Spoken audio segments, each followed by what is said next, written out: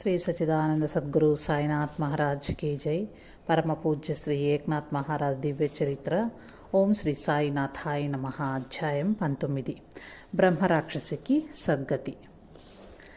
సాధు మహాత్ములకు క్షణం క్షణం ఈ ప్రకృతి పరీక్షలు నిర్వహిస్తూనే ఉంటుంది. మహాత్ములు పరమాత్మ స్థితిలో ఉంటారు కాబట్టి ప్రకృతి పరమాత్మతో ఆటాడినట్లే భావిస్తారు.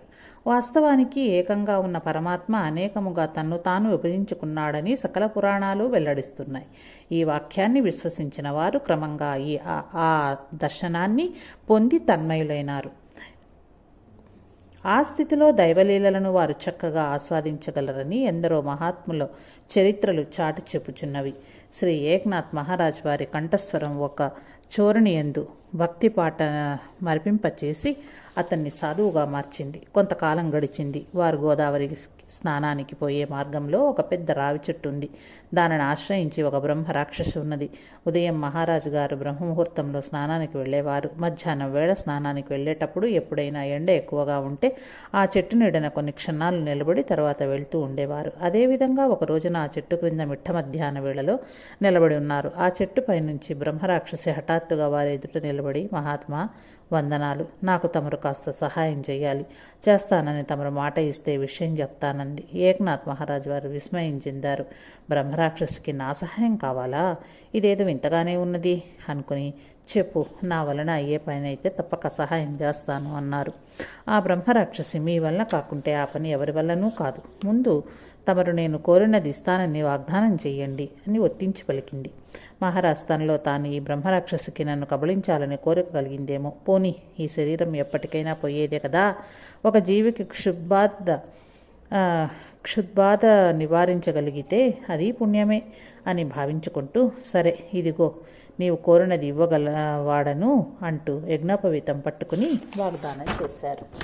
వెంటనే ఆ బ్రహ్మరాక్షసి వారికి పాదాభివందనం చేసి, ఆర్య, తమరింతవరకు ఆచరించిన బ్రాహ్మణ సమారాధన యొక్క ఫలము కానీ, లేక ఖైదు నుంచి వచ్చిన దీనిని ఆదరించిన సేవ చేసి వానికి భోజనం పెట్టిన ఫలం కానీ, ఏదో ఒకటి నాకు ధారపోయాలి, నాకు సద్గతి కల్పించాలి. ఇదే నా వేడుకోలు. నన్ను కరుణించి ఉద్ధరిస్తాననే నమ్మకం నాకుంది. అయినా మీ వద్ద వాగ్దానం చేయించుకున్నట్లో వేరే ఉద్దేశం ఏమీ లేదు. క్షమించండి మహాత్ములు, త్యాగమూర్తులు, తమరు మాట తప్పరు. సద్గతి పొందాలనే తపనతోనే తమరిని ఆశ్రయించాను. నా యందు దయ చూపండి. దైవమును మేము తలంచలేము. తమరి దర్శనం ప్రతిరోజు చేసుకునటం వలన దైవం నన్ను అనుగ్రహిస్తుందని నమ్ముచున్నాను అని వేడుకోగా, ఏకనాథులు ద్విగుణీకృతమైన ఆశ్చర్యంతో ఇలాగన్నారు. ఓయి, నీవు బాగుపడతానంటే నేను సహకరించకుంటే ఎలాగా? కానీ నేను ఆచరించే కర్మల ద్వారా వచ్చే పుణ్యం కానీ పాపం కానీ నా లెక్కలో లేవు. సకల కర్మలు భగవదర్పణంగానే ఆచరించబడుతున్నాయి. వాటి వలన పుణ్యము అని నీవు భావిస్తే నీకు ధారపోయటానికి నాకు అభ్యంతరం ఏమీ లేదు అంటూ ఖైదు నుంచి వచ్చిన అంత్యజునికి చేసిన శుశ్రూష యొక్క ఫలితమును నీకు ధారపోయిచున్నాను అంటూ కమండలం పైకెత్తి చేతిలో నీళ్లు పోసుకుని బ్రహ్మరాక్షసి చేతిలో వదలగానే బ్రహ్మరాక్షసి యొక్క రూపు తేజోవంతంగా మారిపోయింది. ధన్యవాదములు మహాత్మా.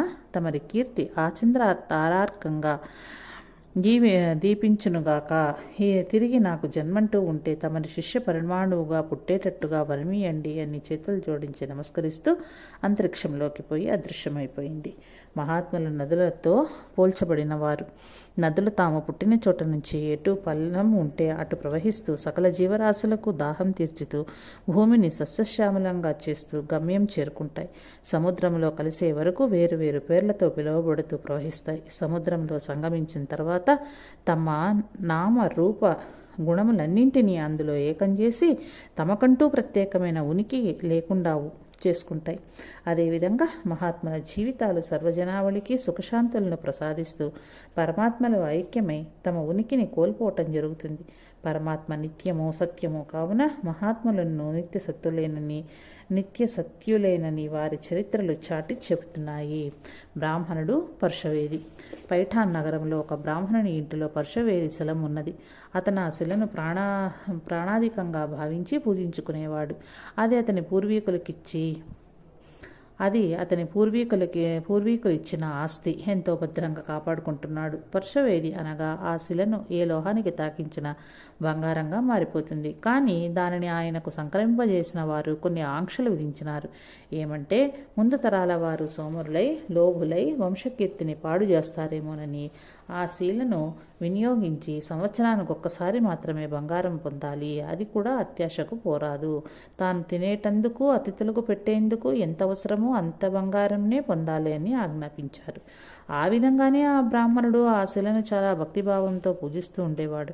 ఆ రహస్యాన్ని ఎవరికీ చెప్పి ఉండలేదు. ఒకసారి ఆయన తీర్థయాత్ర నిమిత్తము కొందరు బంధువులతో కలిసిపోవలసి వచ్చింది. అతనికి ఆ శిలను ఎవరి వద్ద దాచవలననేది సమస్యగా పరిణమించింది. ఆలోచించగా అతని మనసులో ఏకనాథ్ మహారాజ్ వారి విషయం గుర్తొచ్చింది. అంతకన్నా మంచి వ్యక్తులు నమ్మదగిన వారు ఎవరూ లేరనే నిర్ణయానికి వచ్చాడు. వెంటనే మహారాజ్ వారి వద్దకు పోయినాడు. తన వద్ద పూర్వీకులు ఇచ్చిన శిల పూజించబడుచున్న విషయం చెప్పాడు. కానీ అది పర్శవేది అని ఏమీ చెప్పకుండా ఈ శిలను మీ పూజలో ఉంచండి, నేను తీర్థయాత్రలకు పోచున్నాను, వచ్చిన తర్వాత తీసుకుంటానని చెప్పాడు. మహారాజ్ దాన్ని అందుకుని తాను పూజించే విగ్రహాల చెంతనే ఉంచాడు. ఆ బ్రాహ్మణుడు సంతోషించి వీడ్కోలు పొంది వెళ్ళిపోయాడు. తర్వాత కొన్ని రోజులు మామూలుగా పూజ జరుగుతూ ఉంది. మహారాజు వారు గమనించలేదు. ప్రత్యేకంగా ఆ శిల సంగతి వారి దృష్టిలో లేదు. వారు పూజ చలిపేటప్పుడు అపారమైన తన్మయత్వంతో ఉంటారు. కొన్ని రోజుల తర్వాత ఒకరోజు ఆ బ్రాహ్మణుడు యాత్రలు పూర్తి చేసుకుని వచ్చానని చెప్పి తన శిలను తనకిమ్మని కోరాడు. నాథ్ మహారాజు వారు లోనికి పోయి పూజలో ఆ శిల కనిపించక ఇంటిలోని వారినందరిని అడిగారు. భార్య గిరిజాబాయి నేను చూడలేదని చెప్పగా ఉద్ధవుడనే సేవకుడిని అడిగారు. అతడు ప్రతిరోజు పూజా గదిని శుభ్రపరుస్తాడు, నిర్మాల్యాన్ని తొలగిస్తుంటాడు. మహారాజు అడగగానే అతడు నిర్మాల్యంతో పాటుగా బహుశా నేనే తొలగించుంటాను, శిలను నేను అంతగా గమనించలేదని చెప్పాడు. నిర్మాల్యాన్ని ఎక్కడ వేశావని అడిగారు. ప్రతిరోజు వల్లనే గోదావరిలో వేసి ఉంటానన్నాడు. ఆ మాట వింటూనే నెత్తిన చేతులతో బాదుకుంటూ ఆ బ్రాహ్మణుడు ఏడవడం మొదలుపెట్టాడు. ఒక చిన్న శిల కొరకు ఎందుకిలా ఏడవటమని అందరూ ఆశ్చర్యపోతున్నారు. అప్పుడు అతడు, అది పర్శవేది శిల, ఏ లోహానికి తాకినా బంగారమైపోతుంది, అది నా జీవనాధారం, దానిని నీవు పారవేశావా లేక నీవు తీసుకుని దాచుకున్నావా అంటున్నాడు. ఉద్ధవునికి మించిన కోపం వచ్చి పొరపాటు జరిగిందంటుంటే ఏమిటా మాటలు అని సమాధానం చెప్పబోతుంటే అతన్ని వారించి మహారాజ్ ఆ బ్రాహ్మణుని క్షమాపణ కోరారు. అయ్యా, తమరి పర్శవేది శిలను గోదావరి మాత ఏం చేసుకుంటుంది? ఆమె తనలో మునిగిన వారిని పాపాలన్నీ తీసుకుని మనలను బంగారంగా మారుస్తుంది. మనం పోయి గోదావరి మాతనే అర్థిద్దాము, ప్రార్థిస్తాము. ఆమె కరుణిస్తే అంతకన్నా గొప్ప శిలను ప్రసాదిస్తుంది. రండి అని సమాధానపరిచి గోదావరి వద్దకు తీసుకెళ్లాడు. ఆ బ్రాహ్మణుడు ఒడ్డునే నిలబడ్డాడు. మహారాజు నదిలోనికి దిగి మునిగి 2 చేతుల నిండా రాళ్లను పట్టుకుని పైకి వస్తూ, ఆర్య రండి, ఇందులో మీ శిలను మీరు గుర్తించి తీసుకోండి అన్నాడు. ఆ బ్రాహ్మణుడు తన వద్ద ఉన్న లోహపు కడ్డీని ఒక శిలకు తగిలించగా అది బంగారమైంది. మరొక కడ్డీని ఇంకొక శిలకు తగిలించగా అది కూడా బంగారమైపోయింది. మహారాజ్ చేతిలోనున్న శిలలన్నీ పర్శవేది శిలలే. ఆ బ్రాహ్మణుడు ఆశ్చర్యంతో, మహాత్మా, ఇదేమిటి? అన్ని పర్శవేది శిలలే. తమరి చేయి తగిలి మామూలు రాళ్లు కూడా పర్శవేది శిలలైనాయి. తమరి స్వభావం తెలిసి కూడా నేను బుద్ధి తక్కువై మిమ్మల్ని తూలనాడి మాట్లాడాను. నాకు క్షమాభిక్ష కోరే అర్హత కూడా లేదు అంటూ మహారాజ్ కాళ్లపైన పడగా అతను లేపి ఓదార్చి పర్శవేది శిలని ఇచ్చి మిగిలినవన్నీ గోదావరిలో విసిరివేచి ఇంటి ముఖం పట్టాడు. ఆ బ్రాహ్మణుడి ఈ విషయాన్ని ఆనందంతో అందరికీ వెల్లడి చేస్తాడేమోనని అతనితో, ఈ రహస్యం ఎవరికి చెప్పవద్దు, చెప్పావంటే నీ చేతుల్లోని శిల శక్తిని కోల్పోతుంది అని హెచ్చరిక చేశారు. అంతటితో అతడు ఊరుకున్నాడు. వర్షాలు భారీగా కురిస్తే నదులు పొంగి ప్రవహిస్తాయి. కానీ సముద్రుడు ఎప్పటిలాగే ఉంటాడు. ఎన్ని నదులు నీరు వచ్చి తనలో చేరినా తాను మాత్రం ఉన్న చోటనే ఉంటాడు. తన గుణాన్ని వాటికిస్తాడు, కానీ వాటి వలన తన గుణం మార్చుకోడు. మహాత్ములను అందుకే సముద్ర గంభీరులు అంటారు. అంతేకాదు ఒక్కొక్కప్పుడు నదుల రూపాలతోనూ పోలుస్తారు. దండవత్ స్వామి మహాత్ముల జీవితాలను మహానదులతో ఎందుకు పోల్చినారంటే వారి లక్ష్య సాధన మార్గంలో వారు నడుస్తూ ఉంటే వారి జీవితంలో తారసపడిన వారికి కొంత పుణ్యాన్ని పంచుతారు, వారికి పవిత్ర మార్గాన్ని చూపెడతారు. ఆశ్రితులను తమ మార్గంలో నడిపించి గమ్యానికి చేర్చేటందుకై బాధ్యతలను స్వీకరిస్తారు. తాము తరిస్తూ తోటి వారికి గతి నిర్దేశింపచేసి తరించే ఉపాయాలను ఊనికతో ఉపదేశిస్తారు. పరమార్థం అనేది ఎవరికైనా మహాత్ముల సాహచర్యంలో తప్ప బోధపడదు. శ్రీ ఏక్నాథ్ మహారాజ్ వారు మహానది వలననే ఆశ్రితులకు చక్కని దిశా నిర్దేశం చేసినట్లుగా వారి చరిత్ర అనేక సంఘటనలు గలవు. అందులోని ఒక సంఘటన ఇలా ఉన్నది. పైఠాన్ నగరంలో ఒక సాధువు ఉన్నారు. ఆయన శ్రీ ఏకనాథుల వారి ప్రవచనాలు విని సర్వత్రా నారాయణుని దర్శనం ఎలా చెయ్యాలి అని ప్రశ్నించాడు. సకల జీవుల యందరి ఆత్మయే నారాయణుడని ఏకనాథుల వారు చెప్పారు. ఆ సాధువు గారు ప్రొద్దున లేచింది మొదలు ప్రతి ప్రాణికి నారాయణాయ నమః అంటూ దండవత్ ప్రణామం చేసేవాడు. ఆయనను అందరూ దండవత్ స్వామి అని పిలుస్తూ ఉండేవారు. కొందరు హేళన చేస్తుండేవారు. అయినా ఆ సాధువు ఎవరికైనా నమస్కరించటమే గాని ఏమి పట్టించుకోకుండా అతని దారిని తాను పోయేవాడు. ఒక రోజున కొందరు ఆకతాయిలు ఆ సాధువు గారు అటుగా వస్తుంటే అక్కడ చచ్చిపడి ఉన్న గాడిదని చూపి, స్వామి, ఈరోజు నువ్వు ఆ గాడిదలో ఉండే నారాయణికి నమస్కారం పెట్టలేదు, నీ వ్రతభంగం అయ్యింది కదా అన్నారు. ఆ సాధువు గారు వెంటనే ఓం నమో నారాయణాయ అంటూ ఆ గాడిదకి నమస్కారం చేశారు. అంతే. ఆశ్చర్యంగా ఆ గాడిద లేచి తోక జాడించుకుని అవతలకు పోయింది. చూచిన వారందరికీ మతులు పోయాయి. ఈ నారాయణ మంత్రంలో ఇంత గొప్పతనం ఉన్నదా అని ఎవరికి వారి అద్భుతంగా తోచింది. ఇతనికి ఇంత గొప్ప శక్తి వచ్చిందంటే దీనికి కారణము ఆయన గురువు ఏకనాథ్ మహారాజు వారేమోనని అర్థమైంది. నామస్మరణ, శుద్ధ అంతఃకరణ, పరమాత్మ జీవన విధానము, క్షమ, సహనము, గురువు పైనను భగవంతుని పైనను ఎనలేని విశ్వాసము, గురువాక్యమునందు తత్పరత కలిగి జీవించు వారి ద్వారా అప్రయత్నంగానే ఇటువంటి యోగ సిద్ధులు ప్రకటితమవుతాయి. భగవానుని కృప వలన అద్భుతాలు జరుగుతుంటాయి. వాటికి కారణం తామేనని సాధువులు భావించరు. కేవలం భగవద్ అనుగ్రహమనే భావిస్తారు. కానీ వాటిని చూచిన వారు, అనుభవించిన వారు మాత్రము ఈ వ్యక్తులకే ఆ దివ్యశక్తులు ఉన్నాయి అని భావించి మరల వారిని ఆ శక్తులను ఉపయోగించమని వేధిస్తుంటారు. పొగడ్తలకు లొంగిన వారు మొదట వ్యక్తులకు పరోపకారం చేస్తున్నట్లే భావించి కొన్ని అద్భుతాలు చేస్తారు. తర్వాత ఆ ప్రక్రియలు వారి ఆత్మోన్నతికి అడ్డంకులుగా నిలుస్తాయి. వారి చుట్టూ గిరిగీసుకుని ఆ గిరిలో తమకు తాము బందీలై ముందుకు పోలేరు. తొలుత ప్రశంసలు, సన్మానాలు, కీర్తి ప్రతిష్టలు, తదుపరి ధనము, వైభవము, మంది మార్బాలములు, మదమత్సరములు, మనస్పర్ధలు, మర్మములు, వర్గ విభేదాలు, కలహాలు చోటు చేసుకుని అశాంతికే నిలయంగా మారిపోవును.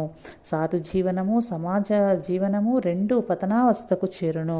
కావున ఈ యోగ సిద్ధులను మహాత్ములు తృణప్రాయంగా ప్రక్కకు తోసివేసి ఆత్మోన్నతికి మాత్రమే పాటుపడటయే సాధు జీవనమని బోధించారు. అందుకే శ్రీ ఏకనాథుల వారు దండవత్ స్వామి వారిని తమ దగ్గరికి తీసుకొని ఇలా బోధించారు. నీవు నారాయణ నమః అంటూ గొప్ప శక్తిని పొందావు,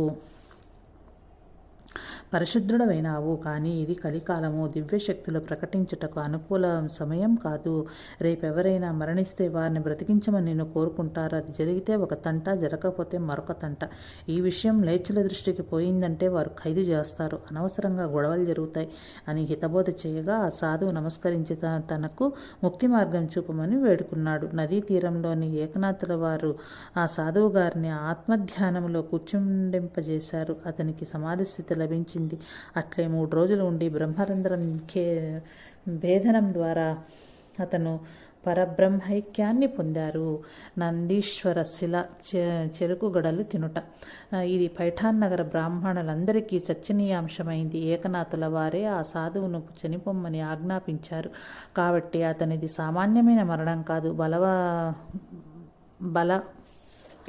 బలవస్మరణము, హత్య అంటూ ప్రచారం చేశారు. ఇప్పటిదాకా ఏకనాథుడు బ్రాహ్మణత్వాన్ని మంటగలిపాడు. అన్ని కులాల వారిని ఏకం చేశాడు. నామంతోనే సకల పురుషార్థాలు సమకూరుతాయని, యజ్ఞయాగాది కర్మాలను ఆచరించడం అవసరం లేదని అందరినీ దారి మళ్లించాడు. ఇప్పుడేమో ఈ సాధువుకు యోగశక్తులు ప్రాప్తిస్తే ఓర్చుకొనలేక అతని సమాధిలోకి పంపివేశాడు. ఈ ఏకనాథునికి ఏమైనా సరే ప్రాయశ్చిత్తం విధించాలి అంటూ బ్రాహ్మణ సభ వారు నిర్ధారించారు. అందరూ కలిసి ఎటువంటి పరీక్ష పెట్టాలి ఏకనాథునికి అంటూ ఆలోచించారు. చివరికి అందరూ ఒక నిర్ణయానికి వచ్చి ఏకనాథుని పిలిపించి గోదావరి తీరానికి తీసుకుని పోయారు. అక్కడ ఉండే నందీశ్వరుని విగ్రహంతో చెరుకుగడలు దినివిస్తావా లేకపోతే నిన్ను వెలివేయమంటావా అంటూ నిగ్గుదీశారు. ఏకనాథుడేమీ చెలించలేదు. మీ కోరిక ఎట్లుంటే అట్లే కానియండి అన్నారు. ఆ చెరుకుగడలు చేత పట్టుకుని, ఓ నందీశ్వర, నీపైన నాపైన గల ప్రేమతో ఈ బ్రాహ్మణులు తీయటి చెరుకుగడలు తెచ్చారు. ఇంత ప్రేమ భక్తి మిళితమైన ఈ చెరుకుగడలను ద్రవ్యాలను స్వీకరించి మా అందరికీ సంతోషం కలిగించు తండ్రి అంటూ ప్రార్థన చేసి వాటిని ఆ నందీశ్వరుని విగ్రహానికి ముందుంచారు. రాత్రి నందీశ్వరుడు తన నాలుకను చాపి తలనాడించుచు మెడలో గంటలు మ్రోగుచుండగా ఆ చెరుకు గడలను నమిలి తినుట అందరూ కన్నులతో చూస్తూనే ఉన్నారు.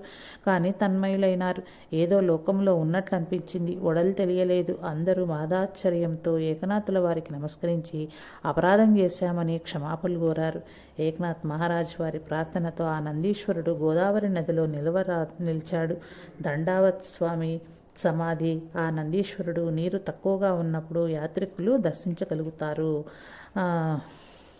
ఆకలిగొన్న బాటసారులు. మహానదులు ప్రవహిస్తూ ఉంటే ఏవేవో ఆటంకాలు వస్తే రావచ్చును, కానీ నది దేనినీ లెక్క చెయ్యదు. తన వేగానికి ఆటంకం తొలగిపోతే సరే, లేకుంటే తానే పక్కకుండా వెళ్ళిపోవట నీటికి సహజ స్వభావం. కాబట్టి దారి మారుతుంది, కానీ ప్రవాహం మాత్రం ఆగదు. అదే విధంగా మహాత్ముల జీవితాలలో ఎన్నో అవరోధాలు వస్తే రావచ్చు. వారు దేనిని లెక్క చేయక ప్రతిదాన్ని భగవంతుని లీలగానే భావించి స్వీకరించి ఎంతటి కష్టాన్నైనా సహిస్తారు. శ్రీ ఏకనాథుల వారి జీవితంలో ఇటువంటి పరీక్షలు అనేకం చోటు చేసుకున్నాయి. సర్వమానవ సమానత్వమును ఆయన ఎంతో కృషి చేశారు. సర్వమానవ సమానత్వమునకు ఆయన ఎంతో కృషి చేశారు. ఆ సిద్ధాంతాన్ని అమలు చేయుటకు ప్రయత్నిస్తూనే తర్వాత కూడా అనేక మంది మహానుభావులు తమ జీవితాలను అంకితం చేశారు. ప్రజలందరిలో ఐక్యభావం ఉంటే ఏ సిద్ధాంతమైనా త్వరగా అమలుపరచవచ్చు. కానీ వ్యతిరేక భావనలు కల సమాజంలో నిరంతరం పోరాటం అవసరమే.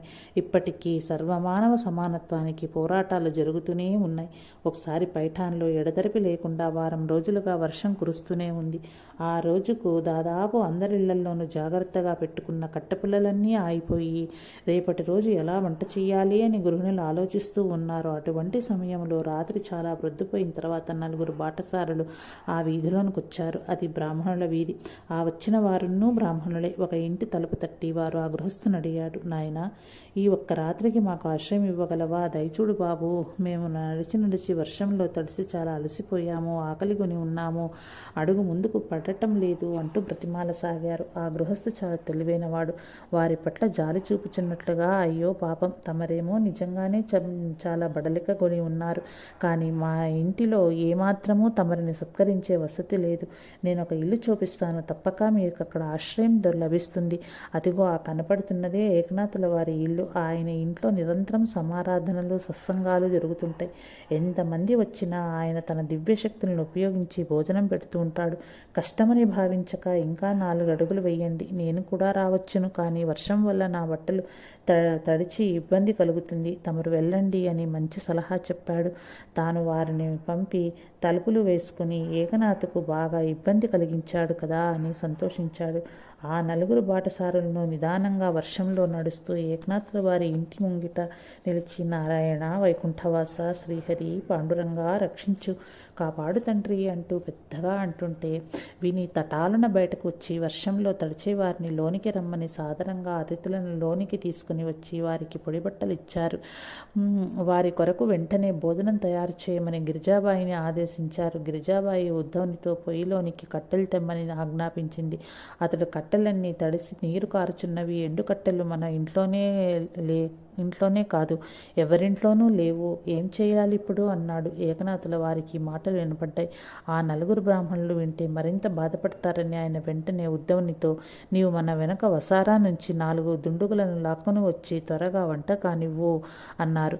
మళ్ళీ తమాయించుకుని, వద్దులే, అంత సమయం కూడా వృథా ఆగుట ఎందుకు అంటూనే తన పడుకునే మంచం ఒక పెట్టున విరగ్గొట్టి, ఇదిగో ఈ కర్రలను తీసుకుని పోయి త్వరగా ఒక పొయ్యి వెలిగించి వంట చెయ్యి, ఒక పొయ్యి మీద వారికి వేడి నీళ్లు కాచివు, అతిథులు చాలా బడలి ఉన్నారు, వేడి నీటితో స్నానం చేస్తే గాని వారికి విశ్రాంతి లభించదని ఆజ్ఞాపించారు. 1 గంట సేపట్లో వారికి స్నానానికి భోజనం ఏర్పాట్లు అయిపోయాయి. ఏకనాథుల వారు దగ్గర ఉండి స్నానాలు చేయించి కొసరి వడ్డించి తినిపించారు.